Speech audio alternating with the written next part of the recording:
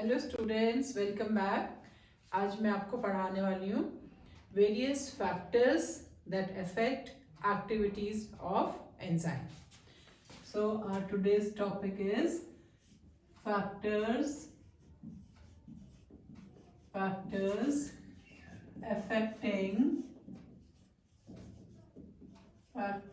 affecting enzyme activity.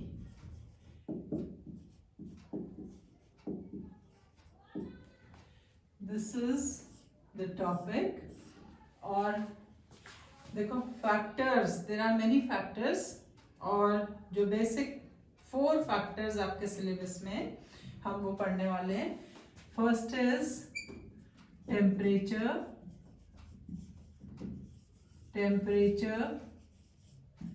second is pH, that is power of hydrogen. Third is substrate concentration,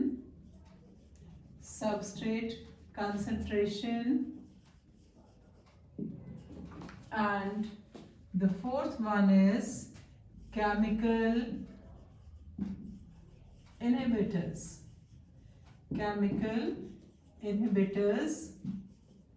और chemical inhibitors हमारे 2 type के हैं। A is competitor and B is non-competitor. Fine. तो चलो सबसे पहले हम पढ़ते हैं कौन सा फैक्टर, टेम्परेचर मैं अपने पहले वीडियो में भी काफी डिस्कस कर चुकी हूँ। यहाँ पे मैं सिर्फ आपको क्या बताऊंगी, एक ग्राफिकल रिप्रेजेंटेशन से एक्सप्लेन करूंगी। इसके आपको एग्जाम में क्वेश्चंस भी आते हैं, तो ग्राफ दिया होता है और आपको उसके ऊपर बेस्ड क्वेश्चंस करने होते हैं।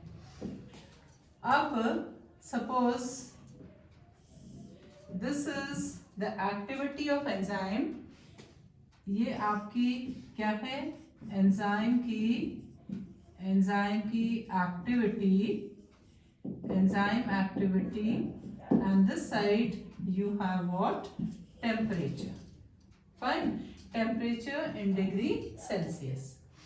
अब कोई भी फैक्टर्स हो उसके 3 मेन पॉइंट्स होते हैं, मिनिमम, ऑप्टिमम एंड मैक्सिमम। तो हमारे पास इसके 3 पॉइंट्स हैं। One is what, minimum, second is optimum, and then it is what, maximum. इनको हम कार्डियल पॉइंट्स कहते हैं। अब देखो एंजाइम की activity, suppose this is 0 degree and this is what 40 degree C. In between we can have just rough scale. तो 0 degree पर enzyme की एक्टिविटी, एक नॉर्मल एंजाइम की बात कर रही हूँ, नॉट फॉर thermostable enzyme की activity slowly increases and with the rise at a particular temperature enzyme activity become what, maximum.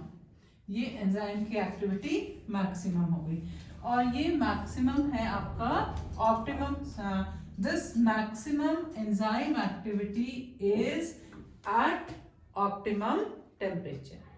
Her enzyme का एक ऑप्टिमम टेम्परेचर होता है। Normally this is between 20 to 30 degree Celsius. Fine.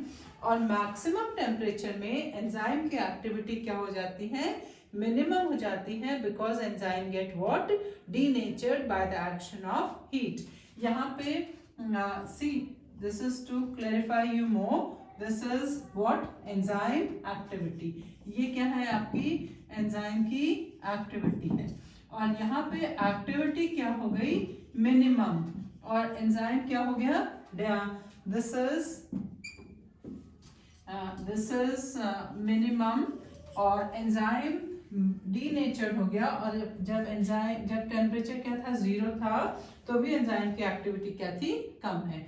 सिर्फ आपको क्या करना है, ये ग्राफ लर्न करना है कि हर एंजाइम जो है मोस्ट एक्टिव है एक पर्टिकुलर टेम्परेचर पे, वो उसका ऑप्टिमम टेम्परेचर है, और ऑप्टिमम टेम्परेचर की रेंज क्या है, बिटवीन 20 to 30 डिग्री सेल्सियस। बस इतना ही आपको लर्न करना है। Next is what, pH. pH is another very important factor. Enzymes are very specific for pH. pH आपको पता है, this is what, the power of hydrogen, that is कितनी hydrogen की पोटेंसी है। Same thing happens for the pH।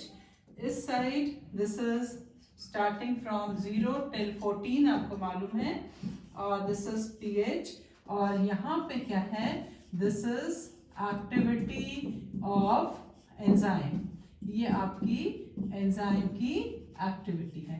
अब इससे भी पहले मैं आपको ये ग्राफ बनाने से पहले मैं आपको एक एग्जांपल देती हूँ।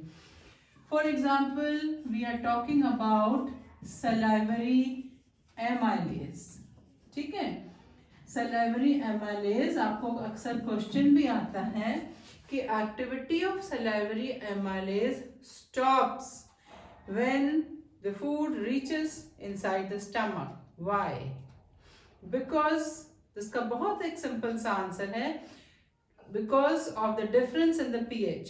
So the salivary amylase is active at which pH? 6.8 to 7, जो कि slightly alkaline pH है, and 7.1, और स्टमक में आपकी pH क्या है, 1 to 2 है। तो एंजाइम्स आर वेरी स्पेसिफिक। हर एंजाइम की, जैसे हमने टेम्परेचर के लिए पढ़ा, हमने कॉमन पढ़ लिया, यहाँ पे हम पीएच पढ़ रहे हैं, तो हर एंजाइम अलग अलग पीएच में, स्पेसिफिक पीएच में each enzyme is active differently. जैसे हम प्रोटीएजेस की बात करेंगे तो proteases are active only at which pH, acidic pH, लेकिन पैनक्रियाटिक एंजाइम आपके एक्टिव होंगे कौन से पीएच में, एल्केलाइन पीएच में। तो पीएच जैसे इंक्रीज होती है, ऐसे ही हर एंजाइम की जो है, हर एंजाइम की एक ऑप्टिमम पीएच है। This is what, the optimum pH of enzyme where it shows what, maximum activity. बस ये बहुत एक सिंपल है, and beyond which they get what, denatured. चलिए अब हमको पढ़ना है third point, that is a concentration of substrate. ये भी सिंपल है।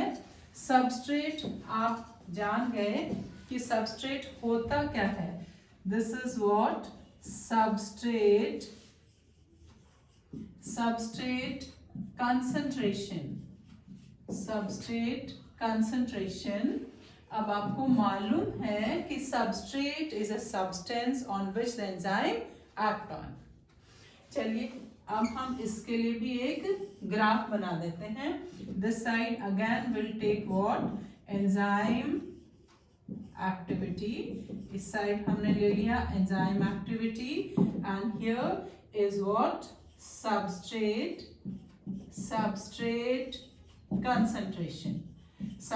concentration इंक्रीज हो रही है।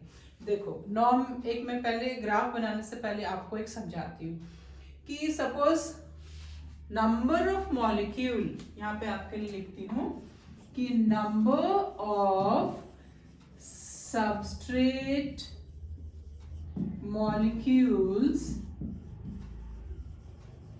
number of substrate molecules, if they are more than number of enzyme molecules, क्योंकि हर एक मॉलिक्यूल के लिए एक एंजाइम चाहिए। अगर सबस्ट्रेट के मॉलिक्यूल कम है, एंजाइम ज्यादा है, तो क्या होगा, धीरे धीरे जैसे ही सबस्ट्रेट बढ़ेगा, एंजाइम की एक्टिविटी क्या होगी, इंक्रीज हो जाएगी। और एक टाइम आएगा जब ये कंडीशन आ जाएगी कि number of substrate molecules are more, ये क्या है, more, and these are what, few, और आई कैन से लेस, ये वाले मॉलिक्यूल क्या हैं, लेस हैं। Then the enzyme activity become what, flat, straight line आ जाएगी। और इस सिचुएशन को हम क्या कहते हैं, this is called V max, ये मैक्सिमम कंसंट्रेशन। मतलब कि सपोज एंजाइम के 100 मॉलिक्यूल हैं और सबस्ट्रेट के 150, तो वो 50 मॉलिक्यूल सबस्ट्रेट के क्या है, they will be left out without enzyme. और बिकॉज एंजाइम जितने एंजाइम है उतने ही सबस्ट्रेट को कैटालाइज करेगा, तो एंजाइम की एक्टिविटी क्या हो गई, स्ट्रेट लाइन हो गई। फाइन, तो इसको हम क्या कहेंगे, वी मैक्स। और अगर मैं इसके लिए यहाँ पर इस पॉइंट को वर्कआउट करना चाहूँ तो this will be V max will be divided by 2, ये halfway है। We can write it like this also, we can write it like this also, ठीक है। तो this, what does this explain, कि till certain limit enzyme activity will increase with the rise in concentration of substrate molecule, but beyond a certain point, जब substrate के molecule क्या हो गए आपके ज्यादा हो गए और एंजाइम कम है, तो एंजाइम की एक्टिविटी क्या हो गई, फ्लैट हो गई, and will get a different kind of curve. Fine, okay. The last of all is what, chemicals. How does chemical influence the activity of an enzyme? This is something very interesting. ये हमने क्या कहा, chemical inhibitors. अब देखो, अब आपको पता है इनहिबिट मतलब stop. Suppose this is, it's a very interesting example. Suppose this is an enzyme और इस एंजाइम का नाम है, this example you must learn it, this is succinic dehydrogenase, as the name indicate कि ये सक्सिनिक एसिड से hydrogen को remove करता है। This is one enzyme. Now the target organ for this enzyme is succinic acid. अब इस enzyme के लिए जो टारगेट ऑर्गन है, जिसका इसका जो सबस्ट्रेट है, this is what, succinic acid. और ये सक्सिनिक एसिड का मॉलिक्यूल है, this is succinic acid. Fine, but there is another molecule, succinic acid, which is actual substrate, जो actual में substrate है कौन से एंजाइम का, सक्सिनिक डिहाइड्रोजिनेज का। There is another molecule, एक और molecule which is malonic acid, और जिसको आप मेलोनेट, देखो आप अगर आपकी बुक में सक्सिनेट लिखा है तो सक्सिनिक एसिड के आयन है, मेलोनेट अगर आप पढ़ रहे हैं तो ion of malonic acid. So this is what, malonic acid. Malonic acid naturally it will have, this is malonate ion, malonate ions हैं ये, ठीक है। इसमें सक्सिनेट आयंस होंगे। Malonic acid which is not a substrate, जो कि एक substrate नहीं है, लेकिन इन दोनों का जो फिजिकल स्ट्रक्चर है, हियर द फिजिकल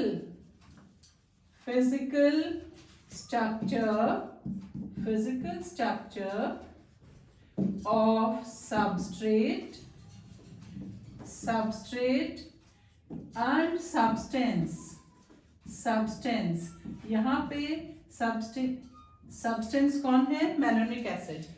देखो सबस्ट्रेट तो वो है जिसके ऊपर एंजाइम एक्ट करेगा, सब्सटेंस कैन बी एनी, लेकिन एक ऐसा सब्सटेंस जिसका फिजिकल स्ट्रक्चर सबस्ट्रेट के जैसा है, और मैंने एग्जांपल दिया कि मेलोनिक एसिड सक्सिनिक एसिड की जगह है, तो this act as a competitor. This is competitor, ये क्या है, कॉम्पिटिटर है। This bind to the active site of an enzyme.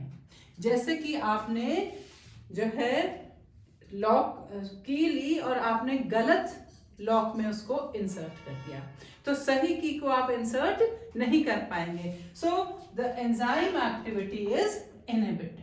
अब ये एंजाइम इसको कैटालाइज नहीं कर पाएगा, so this is called what is chemical inhibition of what enzyme.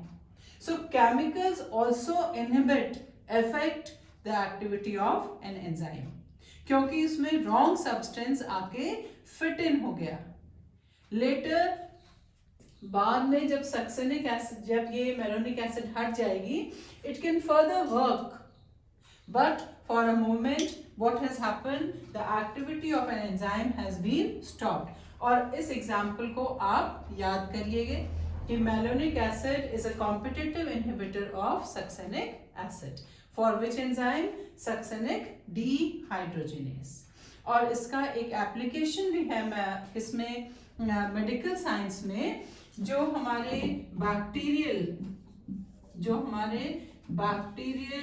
Pathogen है, bacterial pathogen, you understand, the bacteria which causes the disease, they are controlled, इनका जो control है is done by which method, by means of competitive inhibition। इसको आप बहुत detail अपनी बाद वाली क्लास में पढ़ोगे, तो ये इसका एक एप्लीकेशन है कि bacterial pathogens can be controlled by which method, competitive inhibition। अब मैं आपको एक और एग्जाम्पल बता देती हूँ जो आपके कोर्स में तो नहीं है, फिर भी आप जान लो, this is an interesting factor, कि जो नॉन कॉम्पिटिटर्स होते हैं। अब पहले तो हमने पढ़ा कि जो इनहिबिटर्स थे, ये मैंने आपको स्टार्टिंग में लिखा था कि एक तो क्या है आपके कॉम्पिटिटर्स हैं, ठीक है, और ये क्या है non competitor. Suppose this is an enzyme, ये एक आपका एंजाइम है, तो यहाँ पर डिफरेंट आयंस, जैसे कॉपर आयंस, जैसे साइनाइड आयंस, जैसे isocyanide ions, for example mercuric ions, they can also denature the enzyme, but not from their active site, from any non-active site, and this kind of inhibition of enzyme activity is not reversible। एक बार enzyme जब non functional हो गया तो वो हमेशा के लिए non functional हो गया, एंड इस टाइप की इनहिबिशन को हम पॉइजनिंग भी कहते हैं। Those who consume poison, तो क्या होते हैं उनके respiratory enzyme, they get what denatured, because these ions are what poisonous to the enzymes। So मैंने आपको क्या बताया, इनहिबिशन और the factors which affect the activity of enzyme. पहला टेम्परेचर, जो कि एक ऑप्टिमम टेम्परेचर पे एंजाइम की एक्टिविटी मैक्सिमम होगी। देन पीएच, हर एंजाइम क्या है स्पेसिफिक है अपने पीएच के लिए। देन सबस्ट्रेट कंसंट्रेशन, सबस्ट्रेट की कंसंट्रेशन बढ़ेगी तो एंजाइम की एक्टिविटी बढ़ेगी, लेकिन एक लिमिट तक। जब एंजाइम कम हो जाएंगे, सबस्ट्रेट ज्यादा हो जाएंगे, एंजाइम की एक्टिविटी फ्लैट हो जाएगी।